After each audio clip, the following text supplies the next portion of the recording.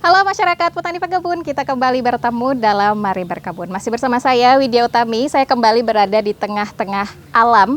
Saya berada di sekitaran dari kebun kakao. Nah, nantinya saya mau bercerita juga nih dan tentunya berbincang-bincang kepada salah seorang petani kakao yang tentunya akan seru lah kira-kira perbincangan kita nanti ya. Dan kira-kira bakal seperti apa sih perbincangannya, dan kita akan melihat juga nih bagaimana kebun kakao milik dari petani kakao ini. Nah, seperti apa? Kita ikutin terus tayangan selengkapnya.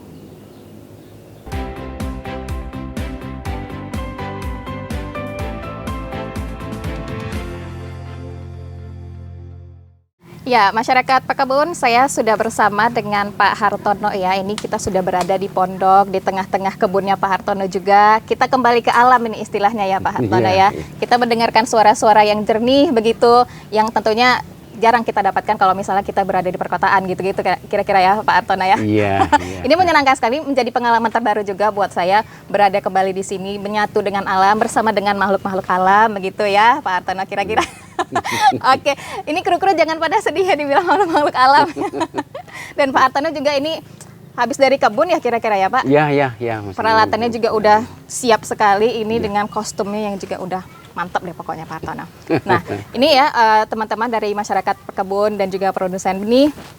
Ini Pak Hartono merupakan Ketua Kelompok Tani dari binaan Balai Besar Perbenihan dan Proteksi Tanaman Perkebunan. Benar begitu ya Pak Hartono? Iya. Oke, jadi sudah jelas ya Pak Hartono ini memiliki peranan yang sangat penting bagi kelompok taninya di sini. Nah, Pak Hartono, kalau berbicara soal kelompok tani Pak Hartono, boleh dong kasih tahu ke kita nama kelompok taninya apa? Sudah berapa lama ini ada kelompok tani ini terbentuk Pak Hartono? Oh iya, baik, terima kasih. Kelompok Tani Pendawa ini berdiri tahun 2006, tepatnya bulan Juni. 22 Juni 2006, anggotanya ada 25 orang dengan luasan hamparan 26 hektar. Kami khusus bergerak di bidang komoditi kakao. Ya, memang kami menggeluti di satu komoditi itu aja. Bukan berarti tidak ada komoditi yang lain, tapi kita fokus ke kakao. Karena mungkin memang kakao lebih menarik gitu ya Pak, kira-kira ya, bocorannya sedikit lebih menarik dibandingkan komoditi yang lain kira-kira begitu. Iya. Sebetulnya kakao ini sangat mudah dibudidayakan, cuman perlu sedikit ketekunan dan skill barangkali ya. Itu oleh sebab itulah kami oleh Balai Besar Perbenihan dan Proteksi Tanaman Perkebunan dibina secara berkesinambungan bagaimana cara budidaya kakao ini secara baik dan benar. Secara umum sebenarnya tidak susah ya berkebun kakao ini.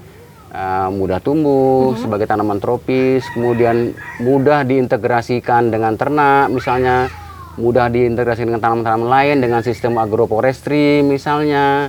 Jadi ada beberapa keuntungan dari satu hamparan kebun begitu. Jadi tidak hanya kakaonya saja, mungkin dari tanaman pelindung tetapnya misalnya ada kelapa misalnya gitu, atau mungkin nanti di bawahnya diintegrasikan dengan ternak ruminansia karena limbah kakao ini sangat baik untuk makanan ternak ruminansia seperti itu.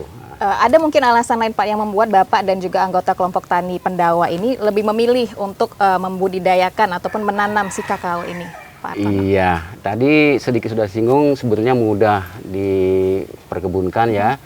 Dan kita bisa memulai dari hamparan yang sangat sempit, halaman rumah misalnya. Bisa dari halaman rumah? Oke. Sebagai tanaman halaman rumah misalnya ada 5-6 pohon sampai dalam skala luas gitu, dan pasarnya pun terbuka luas gitu ya. Jadi bukan sampai 1 kintal saja, 1 kilo pun ada yang beli gitu. 1 kilogram biji kakao itu udah bisa dijual gitu. Dan prosesnya pun tidak terlalu rumit sebetulnya. Iya. Kalau begitu nih setelah saya pulang dari sini, setelah ngobrol sama Pak Hartono, bisa nih saya langsung membudidayakan menanam kakao di rumah ya Pak, kira-kira begitu? Tentu. Apalagi Balai Besar Perbenihan kan menyediakan benih ya, di rumah gitu, sebagai tanaman hias misalnya. Oke, bisa juga begitu Pak Hartono. Atau mungkin saya gabung ke kelompok taninya Pak Hartono juga boleh ya? Iya, kira-kira masih buka lowongan nggak Pak? Dengan sangat senang hati ya. Kemudian Pak Hartono ini kan sudah cukup lama begitu ya dibina oleh BBPPTP ya. Kira-kira berapa lama Pak Hartono? Dari sejak 2006 sampai sekarang. Dan dia berkelanjutan ya. Sudah lama sekali tentunya, dan tentunya pembinaan apa saja nih yang sudah diberikan dari BBPPTP sampai saat ini? Oh iya, secara umum barangkali peningkatan SDM ya. Jadi kami dibina dalam bentuk pelatihan gitu ya. Hampir setiap tahun ada pelatihan. Selain daripada bantuan fisik, misalnya sarana produksi juga gitu ya. Pelatihan yang sudah diberikan kami bagaimana cara membuat pestisida nabati misalnya, atau membuat biopestisida ya, dan yang terakhir pembuatan metabolit sekunder namanya. Dan semua itu diajarkan kepada kami untuk bisa membuat sendiri.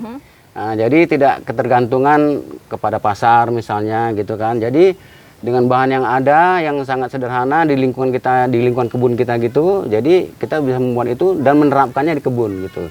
Jadi menuju ke perkebunan organik ya, yang ramah lingkungan seperti itu. Artinya BBPPTP mengajak para petani kakao di sini membina, kemudian juga diberikan kebebasan untuk bisa mengaplikasikannya sendiri di kebun masing-masing gitu ya Pak. Dan apakah pengaplikasian itu sudah benar-benar dilakukan, sudah tepat dilakukan oleh para petani pekebun di sini, khususnya di kelompok tani Bapak ini? Iya, di kelompok tani Mendawa sudah tersosialisasikan dengan baik ya. Kami sudah menggunakan itu, walaupun secara ini belum tersertifikasi organik ya, tapi itu nantilah barangkali. Tapi kami sudah melakukan itu, seperti di hamparan kebun yang ada ini, semua sudah menerapkan teknologi yang dapat dari BPPTP. Dari situ kami merasakan ada peningkatan produksi gitu ya, secara umum, dan produktivitas tanamannya pun bisa dipertahankan dalam jangka waktu yang cukup lama. Ya. Nah, tadi kan kita udah sempat bahas-bahas mengenai apa pembinaannya, tapi kita belum sempat bahas nih Pak, jenis kakaonya nih apa yang ada di kelompok tani ini, yang di sini jenisnya seperti apa? Di kebun kita ini ada 3 klon, yang klon utamanya adalah TSH 858, kemudian ada klon RCL, dan satu lagi klon lokal. Dan memang itu kita kombinasikan dalam satu hamparan ini, supaya terjadi nanti yang namanya kompatibel. Jadi terjadi persilangan sehingga keunggulan masing-masing klon itu akan saling mengisi gitu.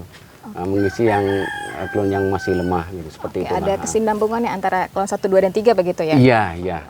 Oke. Kemudian Pak Hartono, kalau misalnya di Sumatera Utara sendiri, minat dari para petani untuk membudidayakan menanam kakao ini tinggi tidak Pak?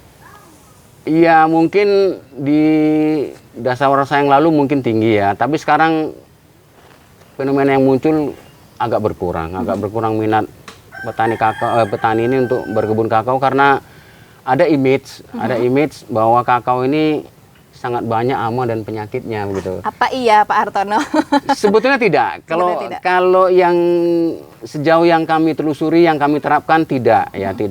Jadi memang betul bahwa hama dan penyakitnya itu ada 15 ya. 6 dalam bentuk penyakit, 9 atau 10 dalam bentuk hama. Tetapi dengan satu konsep perlakuan saja pun, yaitu panen sering, pemangkasan, sanitasi, pemupukan, itu sudah dijamin 75% terkendali.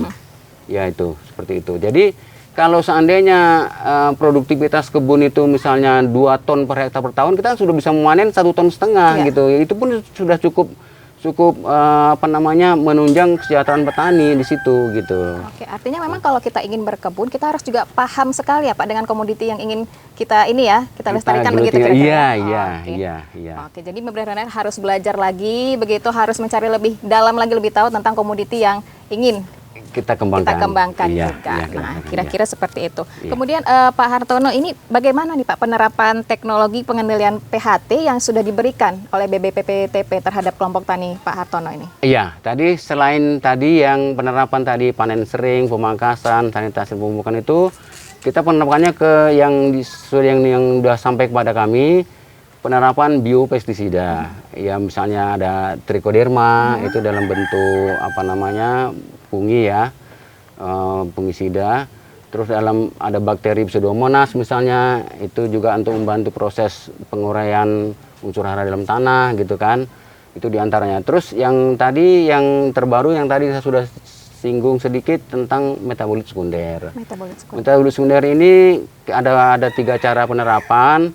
Bisa disuspensikan ke seluruh organ tanaman, bisa dengan infus ke batang, bisa lagi infus ke akar.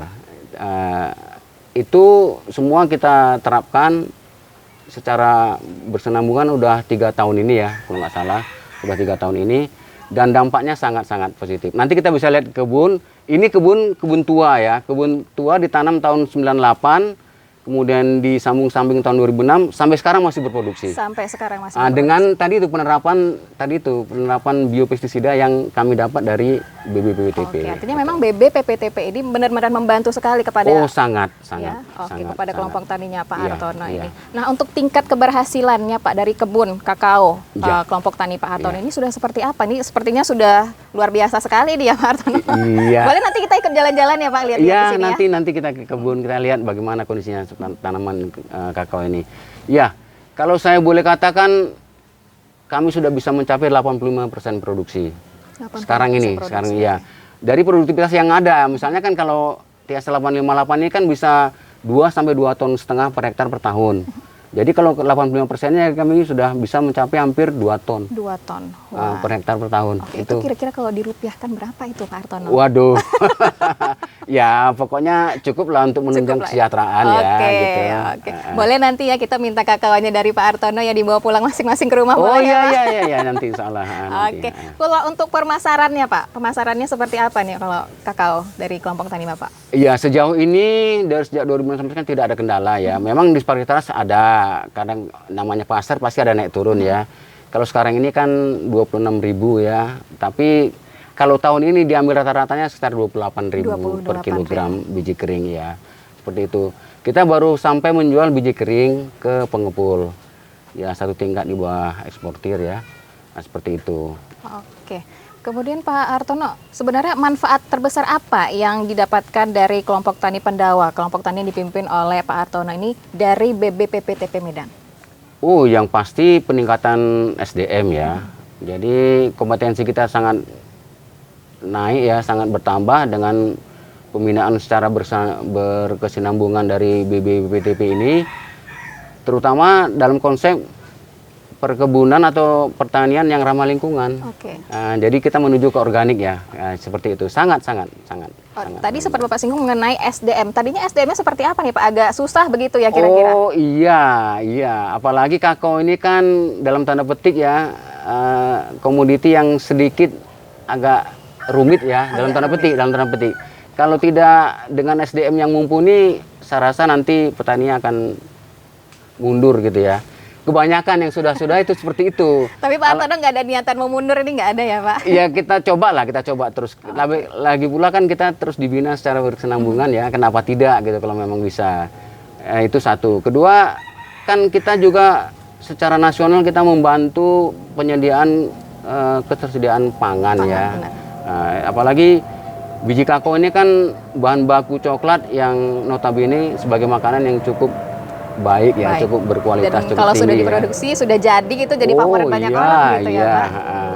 Oke. Kalau Bapak sendiri suka coklat nggak Pak? Sangat. Bapak bisa memproduksi sendiri kalau gitu coklatnya ya? Sudah, kami sudah dapat bantuan mesin produksi juga dari Dinas Koperasi Kabupaten. Tapi itu tadi memang kita perlu pematangan SDM lagi ya. Jadi secara standarisasi mungkin belum sampai ke sana. Tapi kita sudah bisa memproduksi seperti itu. Oke, nah tadi kan Pak Hartono juga sudah bilang bahwasannya untuk memproduksi ataupun menanam si kakao ini sebenarnya tidak sulit, sangat mudah sekali. Ya. Nah Pak Hartono mungkin bisa kasih dong tips buat teman-teman dari pekebun kakao juga petani kakao ini ya, sebenarnya tipsnya tuh seperti apa untuk bisa menanam kakao dengan berhasil nantinya? Iya,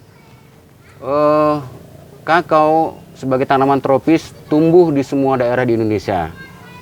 Saya katakan sangat mudah tumbuh, bahwa dia pun tidak memiliki masa dorman gitu ya. Di dalam buahnya pun bisa tumbuh gitu ya. Tinggal kita bagaimana merawatnya.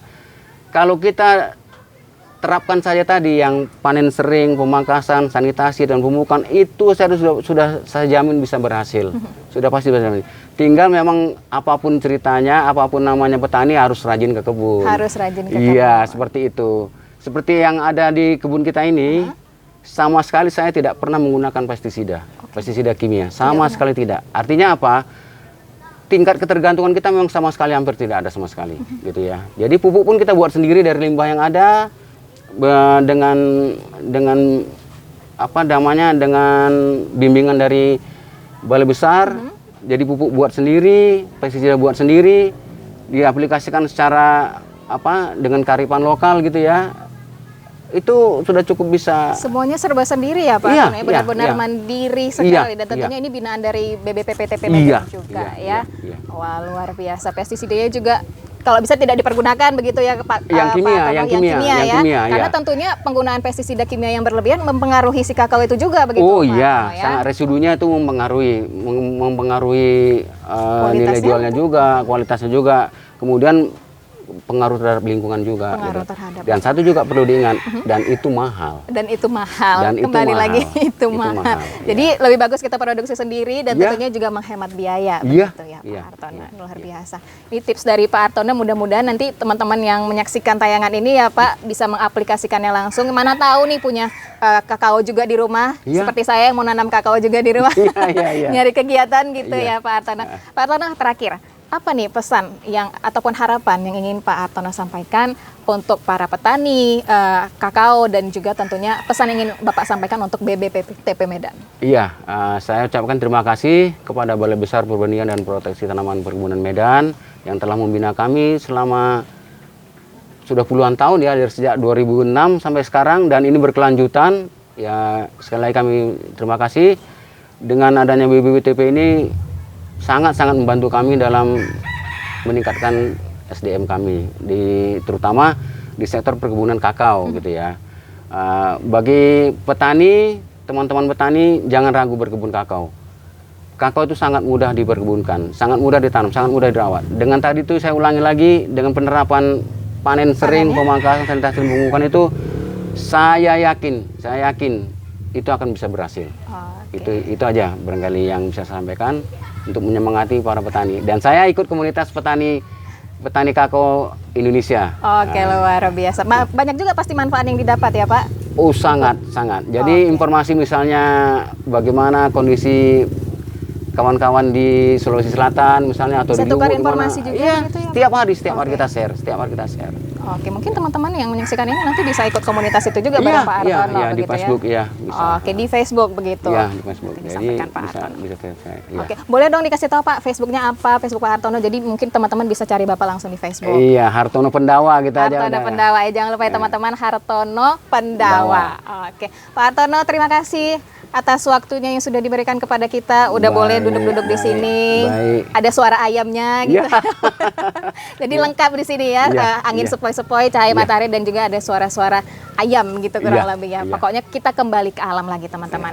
Ya, teman-teman dari petani pekebun, kita sudah jelas tadi ya mendapatkan informasi dari Pak Artono yang merupakan Ketua Kelompok Tani Binaan BBPPTP Medan, yaitu kelompok tani Pendawa gitu ya Pak Artono. Pak Artono, terima kasih sudah memberikan dan membagikan ilmu kepada tentunya kita semua yang menyaksikan tayangan ini nantinya ke depannya ya. Semoga apa saja tips ataupun trik yang sudah diberikan oleh Pak Artono terkait dengan bagaimana nih menanam kakao yang baik dan benar supaya hasilnya juga bagus, dan tentunya tidak sulit ya Pak Artono. Iya. Tidak sulit, sangat mudah sekali. Semoga bisa semua Anda aplikasikan tentunya. Mau di rumah, mau punya kebun sendiri, itu tidak masalah.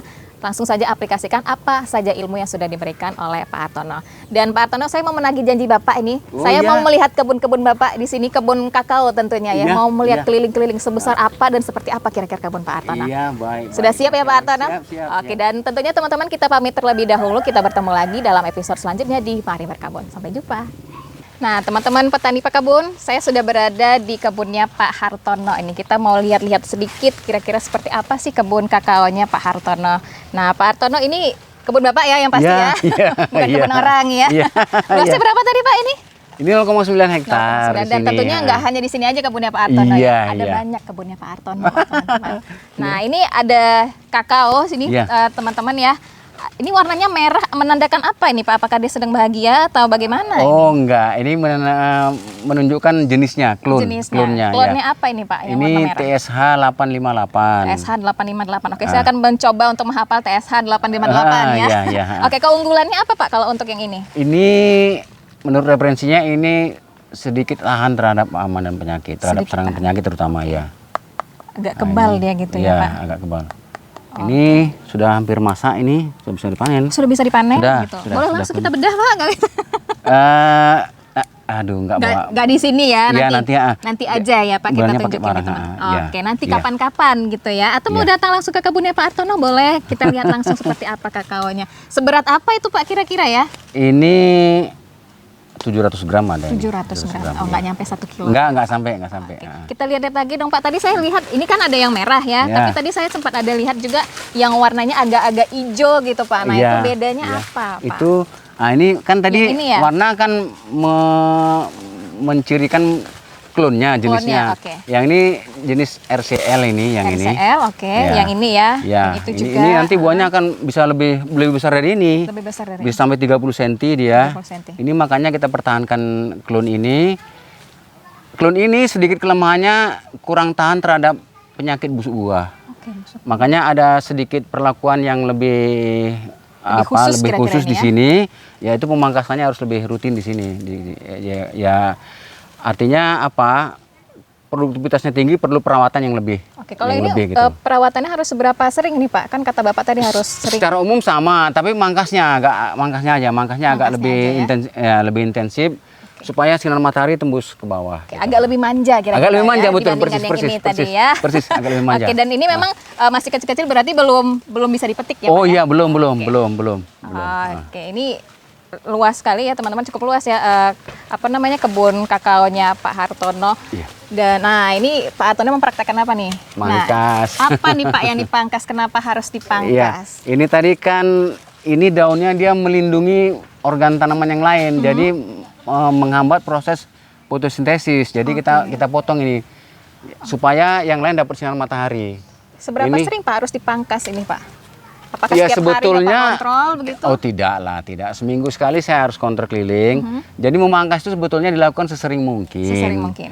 Sesering mungkin. Jadi kita lihat aja kalau sudah mulai rimbun dia kita pangkas. Jadi interval waktunya tidak ada sebetulnya. Jadi kalimatnya sesering mungkin. Sesering Nah, mungkin iya. gitu Nah, ya. seperti itu. Lebih sering lebih bagus begitu. Iya, Oh, iya, oke. iya. Pak Hartono, saya sudah cukup puas nih melihat kebun kakaonya Pak Hartono. Terima kasih udah dipraktekkan juga tadi bagaimana memetik buah kakaonya kakao, ya. iya. Dan tentunya kita doakan sukses buat kebunnya Amin, Pak Hartono amin, selalu. amin. Semoga kakaonya semakin meningkat terus produktivitasnya dan Iya, juga amin. kualitasnya juga bagus ya Pak Iya, Hartono. iya, tentu, Oke, tentu. saya mau lanjut jalan-jalan dulu Pak ke tempat yang Baik, lain. Bapak baik. silakan lanjutkan kegiatan. Baik. Terima kasih ya Pak Hartono. Ya, baik, nanti Oke, jumpa lagi. Assalamualaikum. Waalaikumsalam warahmatullahi wabarakatuh.